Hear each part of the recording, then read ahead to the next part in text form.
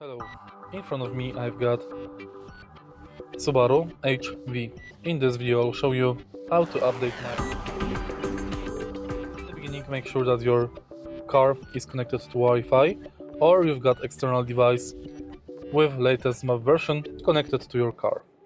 Next, go to menu and settings. Enter navigation and scroll all the way down. First, select map update info. Use the following request code on the website to download maps and more. Here is the request code. Go to Subaru website and download the map version. Then go to map update. Check for update and make sure that the car is connected to Wi-Fi, because then it will be able to check for updates. If you find this video helpful, please leave like, comment and subscribe.